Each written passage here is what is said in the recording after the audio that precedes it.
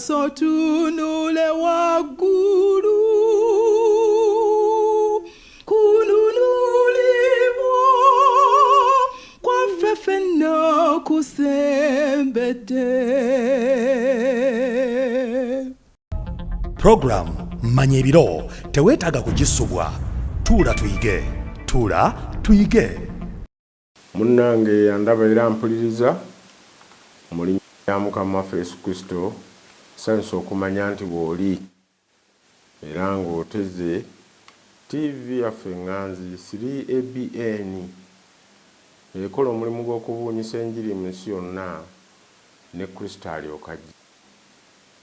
Nebaza Mukama akukuumye okutuusa kati, abamu bato, abamu bakulu, abamu bavubuka, abamu bakadde, naye bino byonna gye tulina okuyita, kyokka ekikulu kwe kukkiriza Mukama waffe Yesu Kristo. Emitawaana mingi gye tulaba ku nsi leero twebuuza lwaki weegiri, naye ensi eno Katonda yagitonda nga waliwo amaanyi ensi gerina okutambulirako, nga maanyi ga Katonda. Amaanyi Katonda ag'okubiri yali agawadde ekitonde kye muntu, nga mutonzi ajja kubeera n'amaanyi naye nga tegajjanga kuwakanya maanyi ga Katonda. Kyokka tugenda okulaba omuntu takyalina maanyi, takyalina buyinza, era omuntu afa. So nga Katonda afa, Katonda takoowa era tawummula, bbanga lyonna abeera mu mulimu ogw'okulabirira ebitonde bye n'okubyagala n'okubifaako. Naye ate amaanyi ge tulaba agatubonyaabonya gavaawa? Amaanyi agasinga amaanyi, nolaba omuntu nga yazaalibwa mugongobavu n'afa nga mugongobavu. Nolaba amaanyi agaleetera omuntu okwonoona ne gamukozesa ekintu ate naye kijjusa. Ebibuuzo bingi bye tufuna ku nsi kuno biddibwamu kigambo kya Katonda. N'olwekyo bwe tukyagala tusuubira okutegeera lwaki kino nakyo weekiri. Bwe tukikyawa twagala na kuwuliriza, ekyo nno kitegeeza tujja kusigala nga tetutegeera lwaki kino nakiri weekiri mu nsi. Okusinziira ku kigambo kya Katonda, amaanyi gano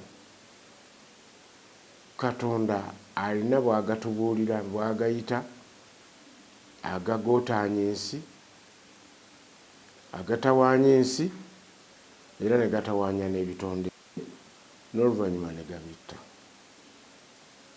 Kansabe nga tugenda okuyiga Katonda abikkule amaanyi ago. Katonda ffe tukwebaza kubanga oli mwagazi, watutonda ng'ebitonde byo ng'otwagala. Bw'atafa naffe wali otutonze tubeerewo ennaku zonna. Naye ekigezo ekyasooka ekyokulya kyaleeta olyo olw'omuntu okuluggyako obuyinza n'amaanyi n'ekitiibwa bye lwalina.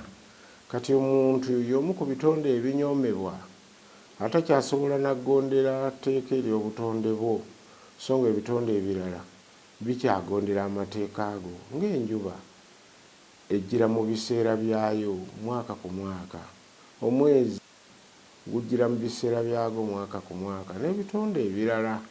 Naye omuntu n'abanga obujeemu tebumuganya kunywerera ku mateeka ago ag'obutonde n'okusobola okukuweereza n'okuweesa ekitiibwa.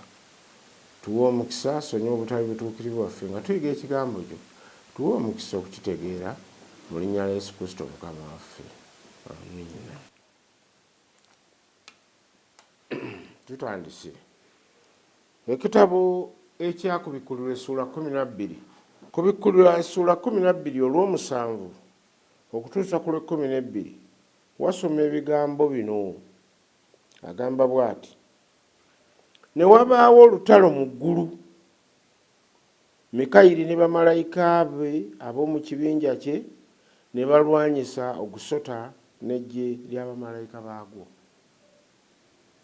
Tulabye entalo nnyingi. Nze byafaayo byange ndabye entalo wano mu ggwanga lyange lya Uganda.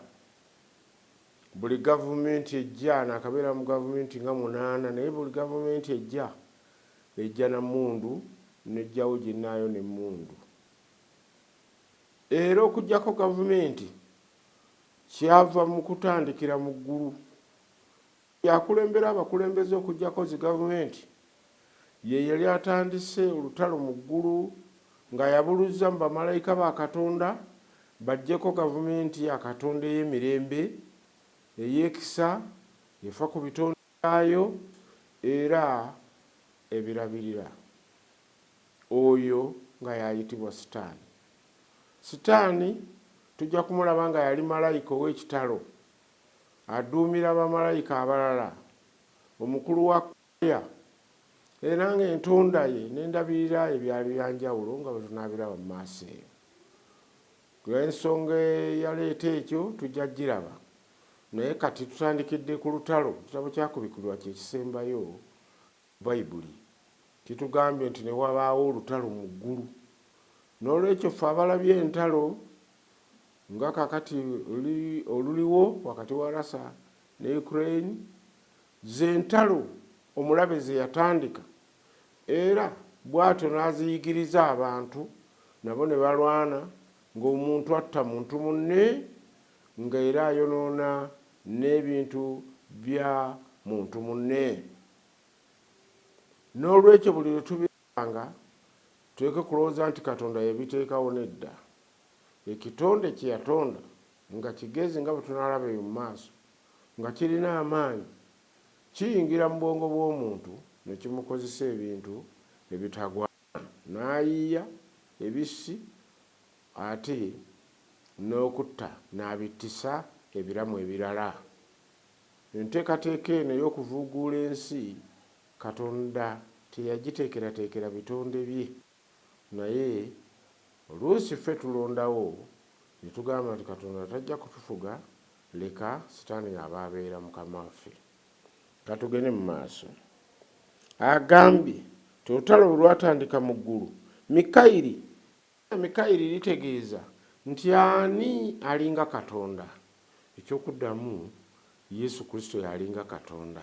Ebyo yakigamba Thomas nanga nti era tontegeeranga. Thomas alabye ku nze aba ku Katonda.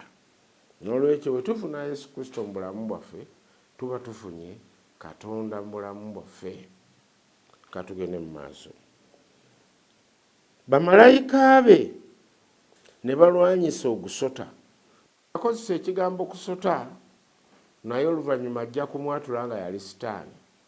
Ye akozesa ekigambo Sitaani ekifaananyi mwe yajjira okukema n'okusuula omuntu yajjira mu musota. N'olwekyo bw'ayogera omusota mu bunnabbi abanga ategeeza Sitaani.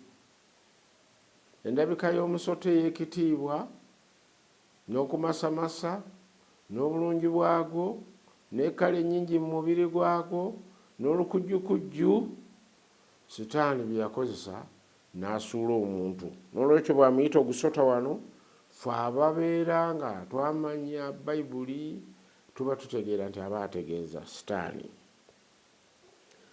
Sitaani naye n'eggye lye ery'abamalayika nabo ne balwana.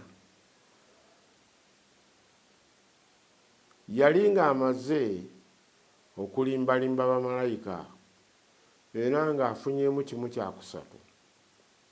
Ekimu ekyokubiri Katonda yali akirabudde, abamu ne bakyuka ne bakomawo ku Katonda waabwe. Naye lutalo luno tumanyi emyaka gye lwamala, tetumanyi byakulwanyisa bye lwakozesa, naye lwali lutalo ddala sematalo olwa mutonzi n'ekitonde, olw'omubumbi n'ekibumbe. Olutalo olwo yaluyingiza ne ku nsi, naffe mu bibumbe tumanyi okulwanyisa Katonda. Naye tetujja kumuwangula kubanga ne malayika atusinga amaanyi Sitaani yagobwa mu ggulu ne bamalayika be ne basuulibwa ku nsi. Yesu bw'aba ayogera n'abayigirizwa baali batandise okufuna amalala nga balaba emizimu gibawulira, amasitaani bagagoba ku bantu ne bamunyumizaako n'ayogera ebigambo eby'entiisa ti nalaba sitaani ng'ag'okuva mu ggulu ng'okumyansa. Ekyo nno kisangibwa mu Luka 10:18. Twegendereza amalala kiyinza okuba nga kye kireetera sitaani okugwa. N'abaana abayigirizwa abatunuulira ng'alaba amalala agabayingidde olw'okukola omulimu ate gwe yabawa ne bateewombeeka ne balowooza nti bye baali batuuseeko babituuseeko mu buyinza bwabwe. Katugende mu maaso. Ogusota ne guwangulwa era ne gusindikibwa okuva mu ggulu. Bayibuli endala egamba ne gusuulibwa okuva mu ggulu. Ogusota ogwo ogw'amaanyi era gwe gusota ogw'edda oguyitibwa sitaani omulimba, alimba ensi yonna, ne gusuulibwa wansi ku nsi n'eggye lyagwo lyonna. Kyemuva mulaba tetumanyi muwendo gwe gwenkana, naye setaani akola omulimu munene ne bamalayika be. Wano mu Buganda tumanyiko ebibinja ebimu ng'emizimu, ebinno bikolera mu bafu, emisambwa egyo nno girimbalimba abalamu ne balaba ebintu ebyefaananyiza ebitonde bya Katonda ng'omusota ogwalimba omukazi naye nga biyingiddemu amaanyi n'embeera n'ekyuka, ne wabeerawo amayembe agondo nago emitende egisinga gaba mu kutta bantu ate amalala n'okubawonya. Naye bino byonna balabe ba muntu era tebamwagalira ddala era be baatwala obuyinza bwe. Leero gwe mukwano gwange, muganda wange, olina omukwano naabo. Bwe bajjanga ab'omukwano naye enkomerero yaabo kubeera kulumwa na nnaku na kubonaabona, kufa n'okuyitirawo ddala netuuka mu kuzikirira. Ababuulizi b'enjiri n'enjiri kyebebeerawo, abantu bakyawe omulaba oyo eyakyawa abantu, omulaba ow'okuzikiriza abantu. Abantu be ati baddeyo basinze Katonda ow'omu ggulu. Tulabye ng'olutalo lwatandikira mu ggulu era olutalo ne luzuzumba paka ne lutuuka ku nsi. Naye bino bye bigambo ebyayogerwa nga bitanguddwa. Ebigambo bye bimu tujja kubiddamu ng'olutalo luno lumaze emyaka kati 600 nga luwedde. Tugenda kwogera ebigambo bye bimu bamalayika bye baayogera nga sitaani agobeddwa mu ggulu, abadde muganda waabwe, abadde mukwano gwabwe, abadde mukama waabwe. Baagezaako ne balega ku lutalo ne balulaba nga lwa maanyi olusitula Katonda alwane n'ekitonde kye ng'omuzadde bw'anaalwana n'omwana. Sonyiweeko.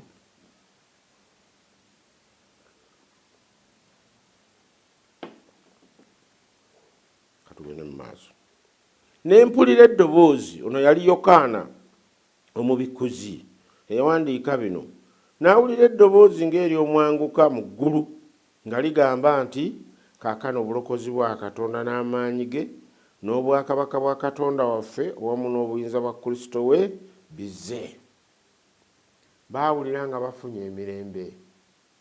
Muganda wange, wali olwanyeeko olutalo lw'omwoyo, Kristo n'alukuwangulira n'owulira nga ofunye emirembe. Nannyini kuleeta ntalo ezo z'omwoyo z'olwana, yoyo yatandika olutalo mu ggulu. Tayagalira ddala ntebe ya Katonda ebeere mu bulamu bwo.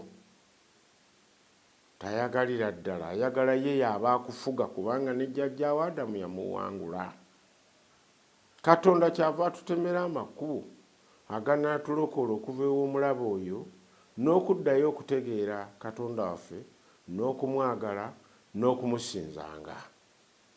Eri mu kkubo eri kwe kukkiriza omulokozi waffe Yesu Kristo, kwe kukkiriza ekigambo kye, kwe kugonderanga Omwoyo Mutukuvu kyayogedde. Naye bwe gaba nga amakubo ago gagaanye, obulamu bwaffe buba nga butegekeddwa kuzikirira. Katonda tatondanga muntu azikirire,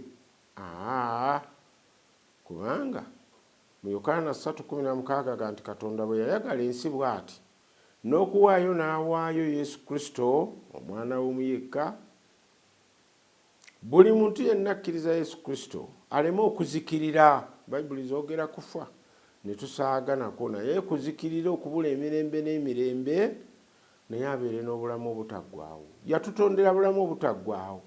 N'olwekyo enteekateeka ya Katonda puroguramu yakuzzaayo muntu abeere mulamu emirembe n'emirembe. Awo muganda wange wandika nti amiina, kubanga ye nteekateeka gwe nange yatukolerwa neggweera ddala egguluguusa. Kati ekyaffe kye tulina, omulimu ogwaffe gwe tulina okukola kwe kukkiriza oyo yateekateeka enteekateeka eyo, ate nga y'omu ye yatutonda. Atugambye nti atwagala, talimba, era n'obukuusa tebubeeranga mu kamwa ke. Katugende mu maaso. Ono awulidde eddoboozi ly'essanyu ery'omwanguka n'okuleekaana okw'amaanyi mu ggulu nti aleluya, kubanga omulabe asuuliddwa ku nsi. Boogera ebigambo bino nti kaakano obulokozi bwa Katonda n'amaanyi ge n'obwakabaka bwa Katonda waffe awamu n'obuyinza bwa Kristo we birabise. Ekitegeeza Yesu teyajja kulokola bantu bokka, naye yasooka kulokola bitonde bye ebibeera mu maaso g'emirembe n'emirembe, be bamalayika abaagwa, n'abalokola mu maanyi g'omubi, n'abalokola mu maanyi ga muganda waabwe Sitaani, ne baddayo ne bagondera Katonda. Sitaani olutalo yateeka mu ggulu akujemera Katonda, n'oluvannyuma azikirize eggulu lyonna. Oyo ataatya Katonda yamutonda. Otyanga nnyo ne bwabeera mwana wo kasita akwesimbamu ng'omuzadde, otyanga nnyo.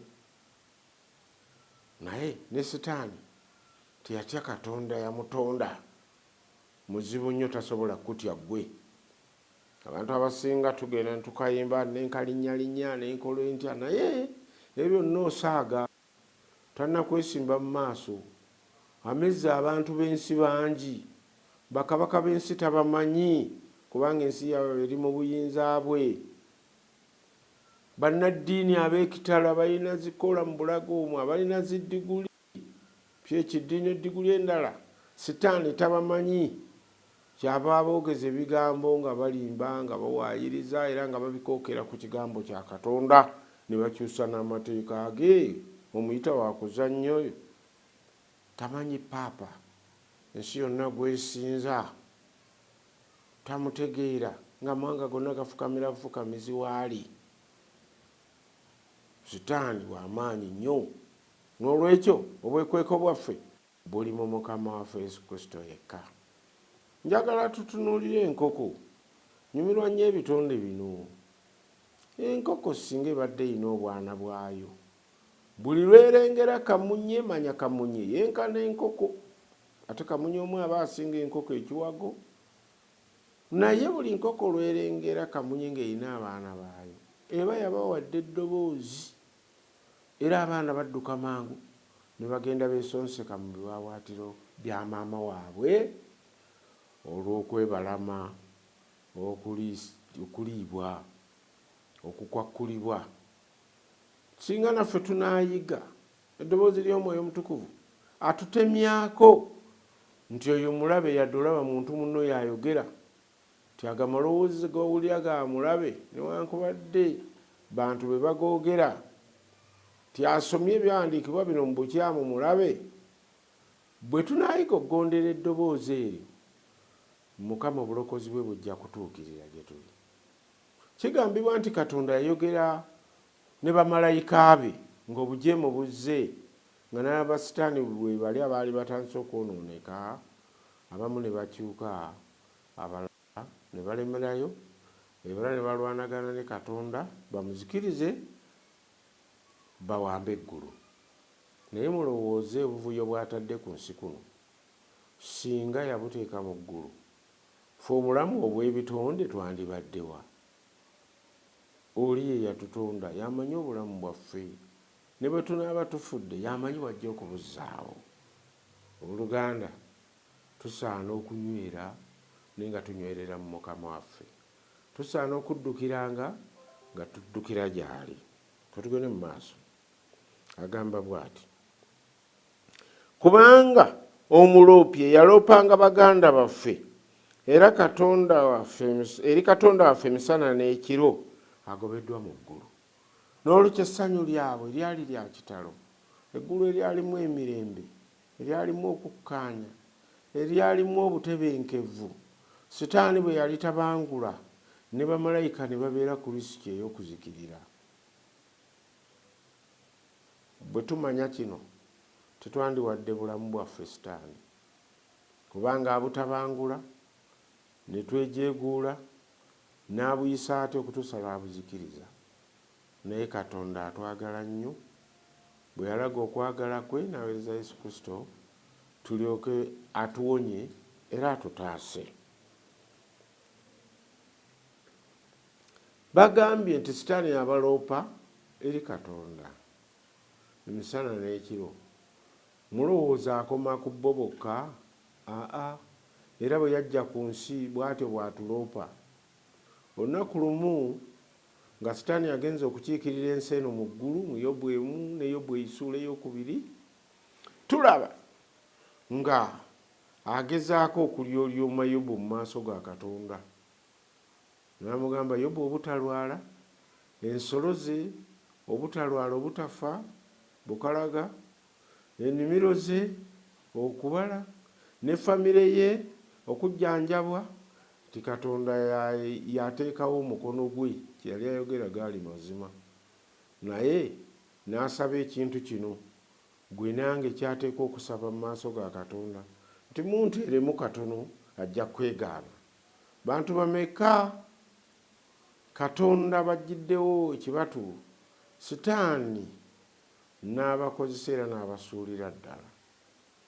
N'olwekyo tusaana okwegendereza nnyo enkola y'omulabe, kuba wa buyinza w'amaanyi, ye kabaka afuga ensi eno.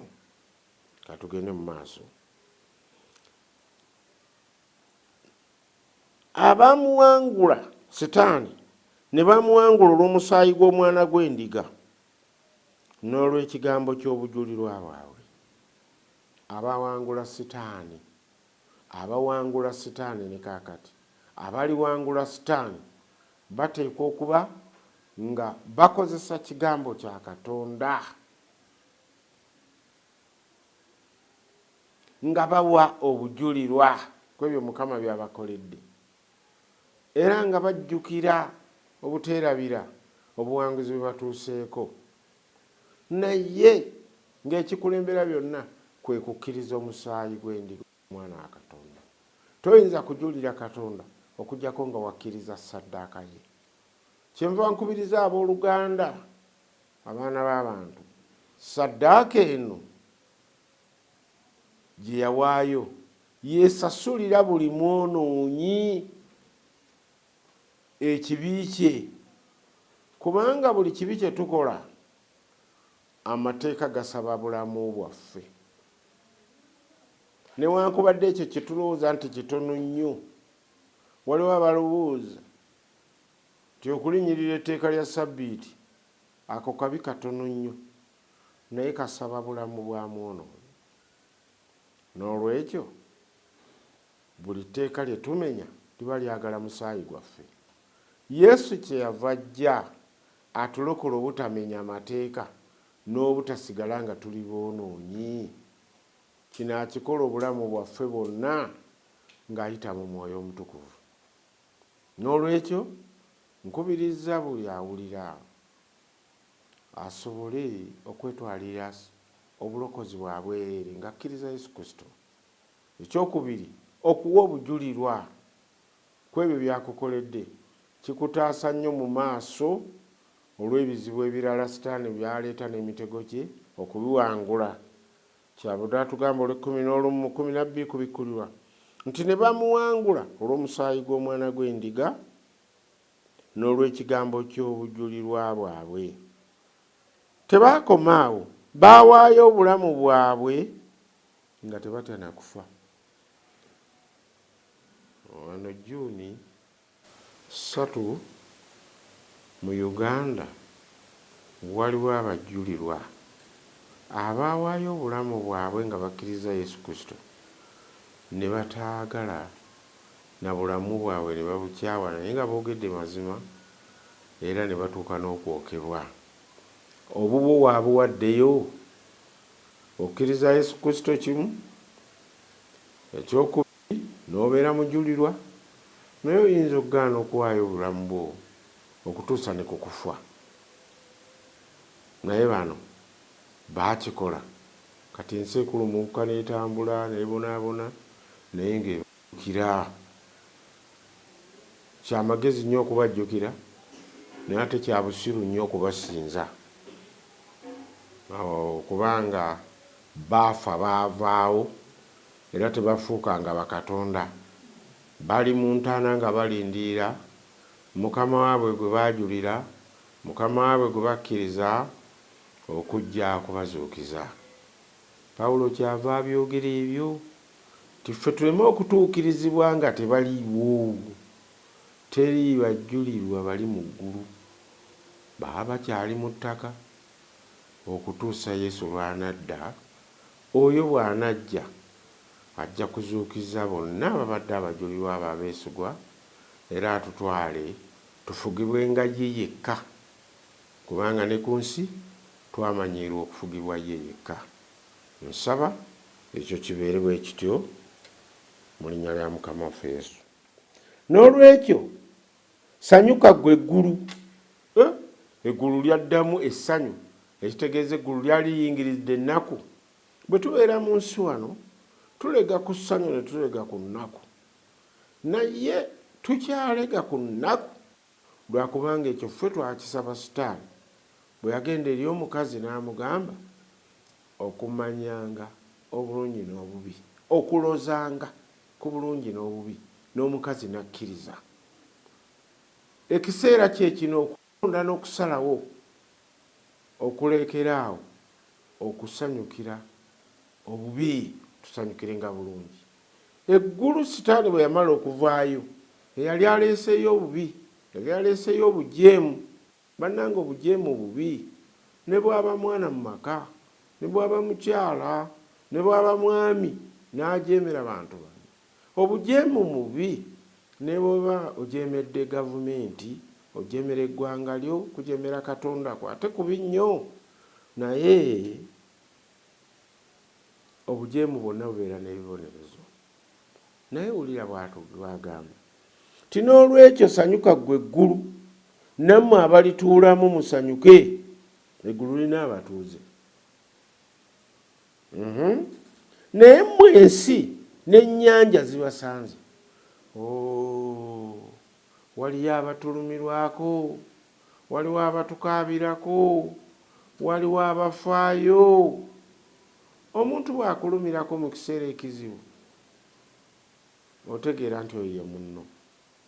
Bamalayika bitonde byatondebwa nga birina kulabirira ffe abantu n'ebitonde obulala bwonna, naye batulumirwako olwa statement eno nti naye mmwe ensi n'ennyanja zibasanze, kubanga Sitaani asse gye muli ng'alina obusungu bungi, ng'amanyi nti asigazza akaseera katono.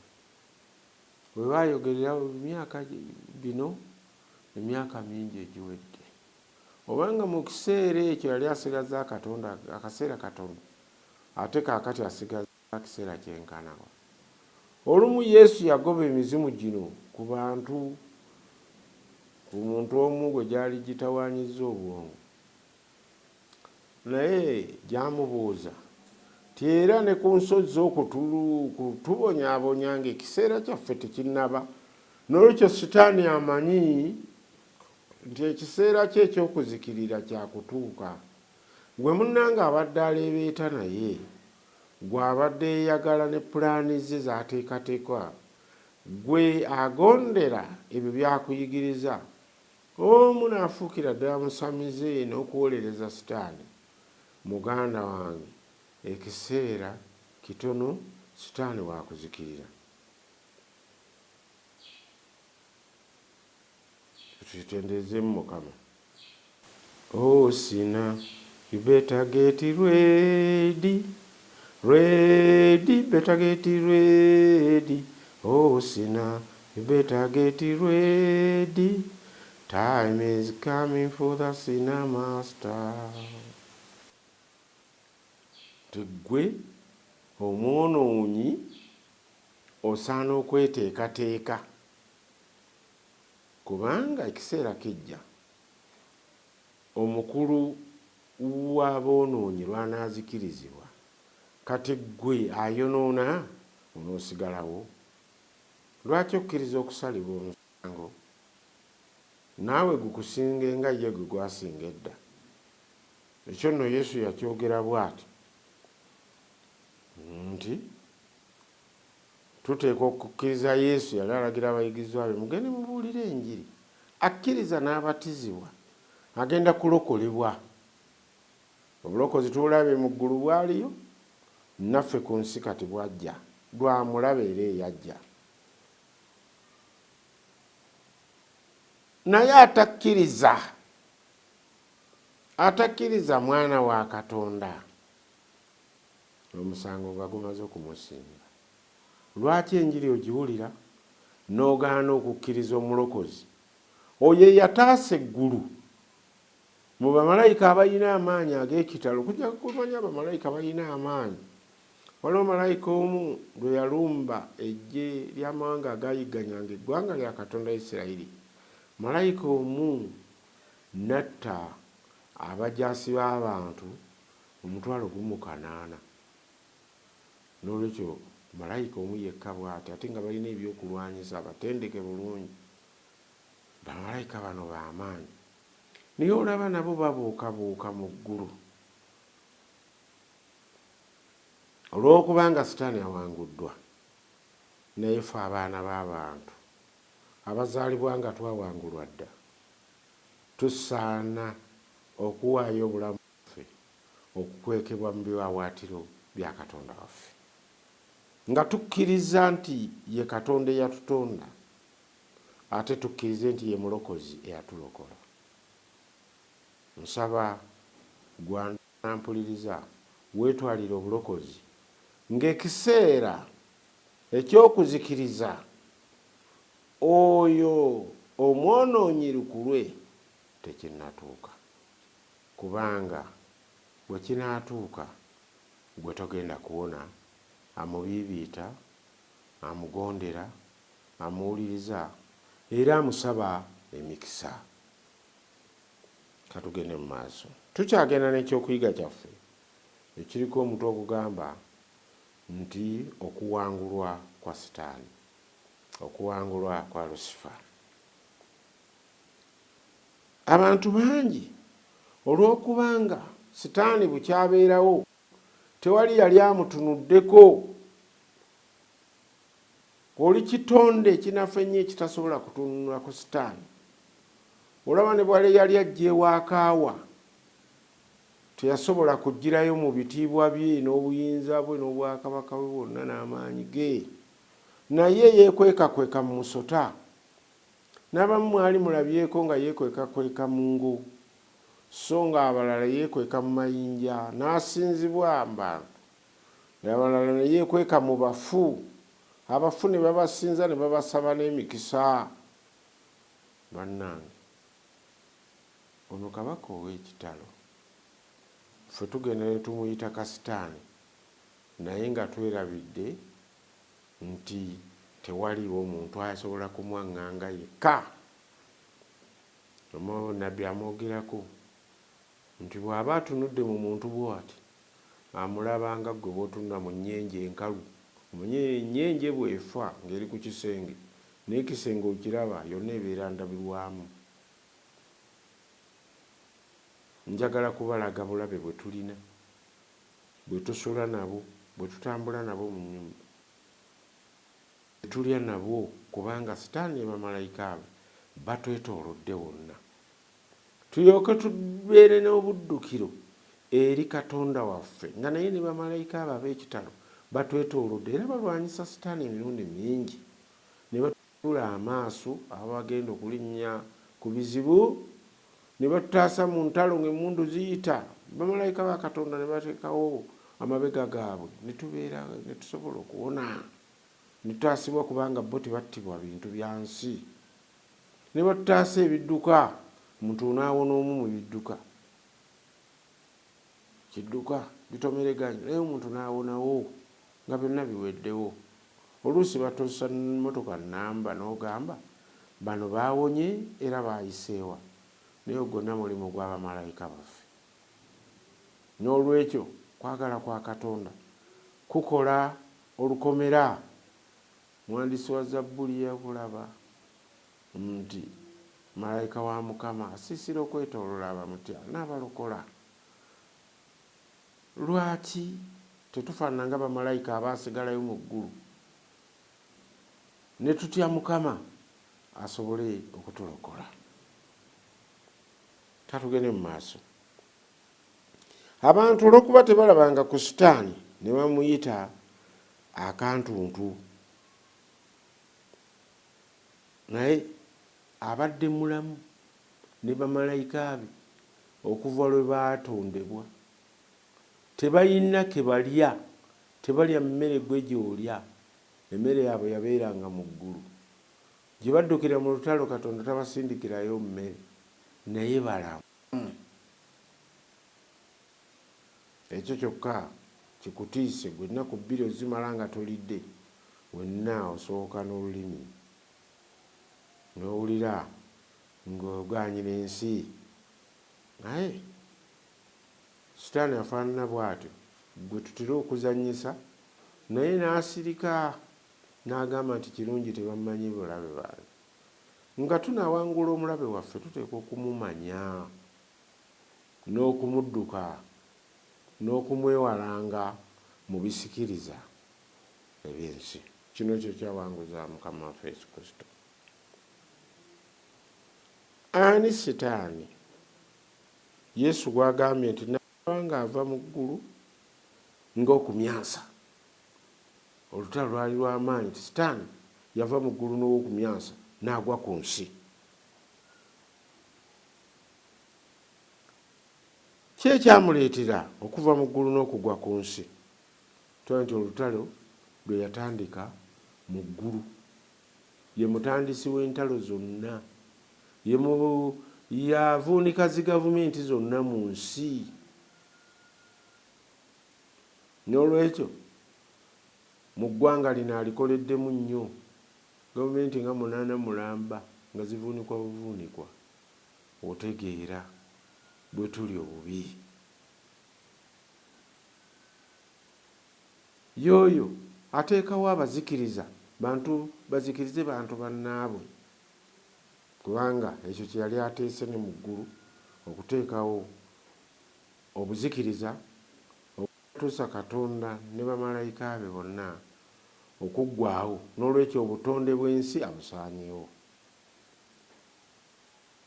Sitaani yawaliza abantu okwonoona amazzi, okwonoona ennyanja, abantu mwe bandinywedde amazzi, okwonoona emigga, okwonoona entobazi, kubanga ensi tagyagala.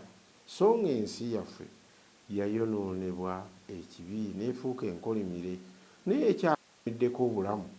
Naye Sitaani ayagala obutonde tubuzikirize, tuzikirire tufe tuggweewo. Kyokka Katonda ayagala tubeerewo. Era ye omulimu gwe kwe kuleeta obulamu. Bayeyogerako nti nze bulamu, nze kkubo, nze mazima. N'olwekyo Sitaani mulimba. Agamba nti emize gy'omuntu ono, mize ki egyamuleetera okugwa? Ezeekeri 28. Ezeekeri yabeerawo emyaka 600 nga Yesu tannaba kuzaalibwa. Naye bwe yali ayolesebwa ku kabaka eyali afuga ebiseera ebyo, bino bye yalaba. ng'empisa za kabaka oyo zifaananira ddala n'empisa za Setaani. Empisa za kabaka oyo zaali zifaanana, emize gya kabaka oyo gyali gifaanana n'emize gya Setaani. Mumanyi empisa zitera kubeera nnungi naye emize gye gibeera emibi. Empisa bwe zifuuka emize tumanya nti obuzibu bwatuuse dda. Okuva ku Lw'ekumi ngenda okusoma muwulize nabbi ono kyalesebwa. Yali ayogera ku kabaka w'e Ttuulo. Ttuulo mu biseera bye yabeerawo gwali mwalo nga guli ku nnyanja ey'e Ggaliraaya. Abavubi baabeerangako, bamalaaya ne babeera eyo, abasuubuzi ne baddukira eyo.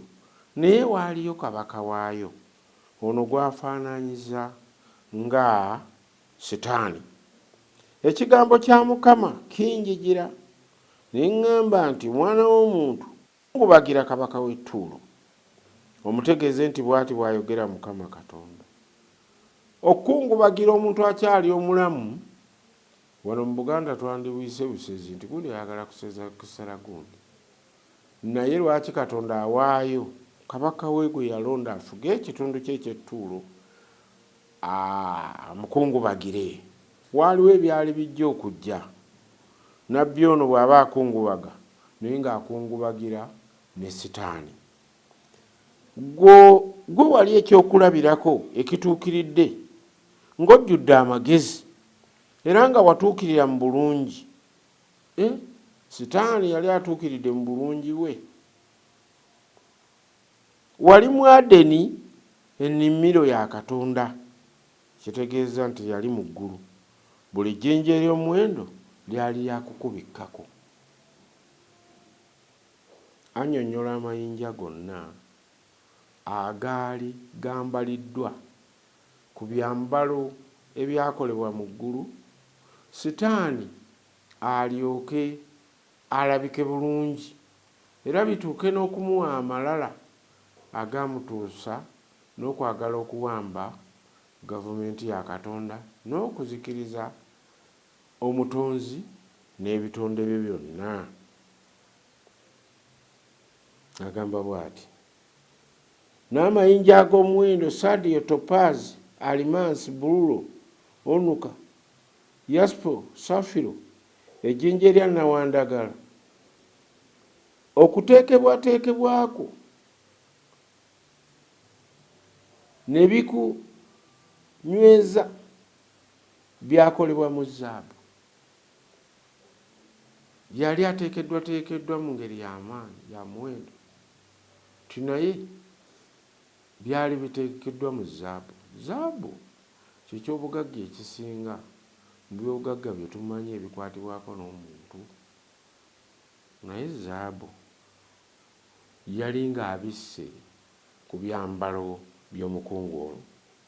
Simanyi muganda wange oba wali olabyeko ebyambalo ebiriko zaabu, ebiriko ebimulinga bya zaabu.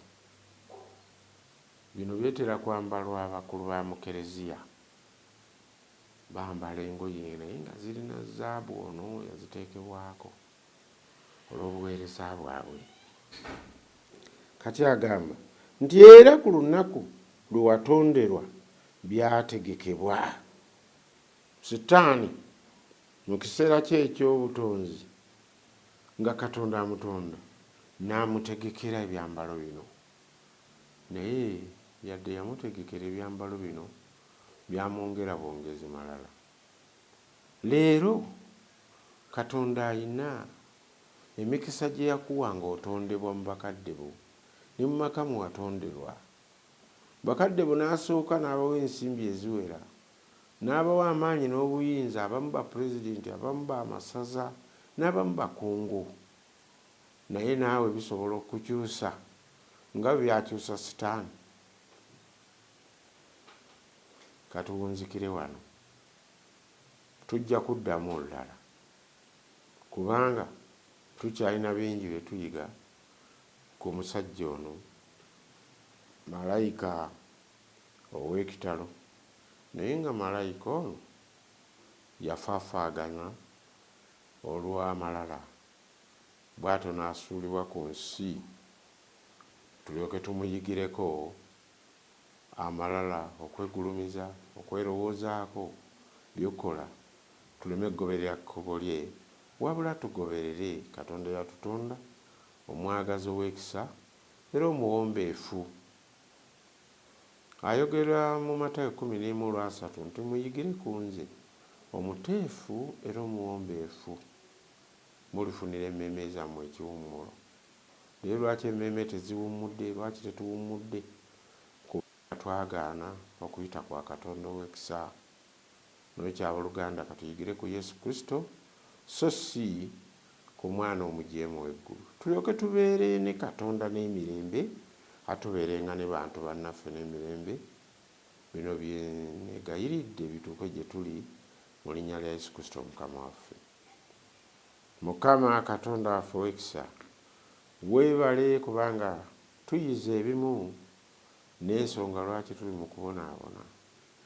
Waliwo omukulu w'obujeemu eyasuulibwa ku nsi n'atusanganga olulyo lwaffe lunafu, kubanga ekyalunafuya kwegaana okuwulira ekigambo kyo. Leero ekigambo kyo kye kituwa amaanyi ne tusobola okuyimirira mu nkwe zonna ez'omulabe. Buli lwe tunyooma ekigambo kyo Mukama tubanga tuwaddeyo mu mikono gy'omulabe. Buli lwe tukissaamu ekitiibwa tuba tuli bawanguzi. Weebala olw'okukuuma obulamu bwaffe, weebala olw'okukuuma obukulembeze bw'ensi, gavumenti n'abakulembeze okuva ku b'amaka okutuukira ddala ku bafuzi abasembayo. Bawe omukisa bwe banaatuulanga mu nkiiko baleme kubirizibwa Setaani okuteeseza obubi bannansi, naye bakubirizibwe ggwe. Mukama aleeta emirembe, ensi ziryoke zibeeremu emirembe. Oleme okubeerawo zi gavumenti eziwambibwa ng'abantu abo bakozesebwa Setaani, ne wabeerewanga okuba obululu n'okukyusa obuyinza mu ngeri ya demokulasi. Mukama tukuume nga tuddukiranga mu biwawaatiro byo olw'okutaasibwa n'okuwonyezebwa n'okulokolebwa nga bwe wataasa n'olokola ab'omu ggulu. Naffe tukakasa Mukama waffe era tukkiriza tujja kutulokola mu linnya lya Yesu Kristo omulokozi waffe. Amiina.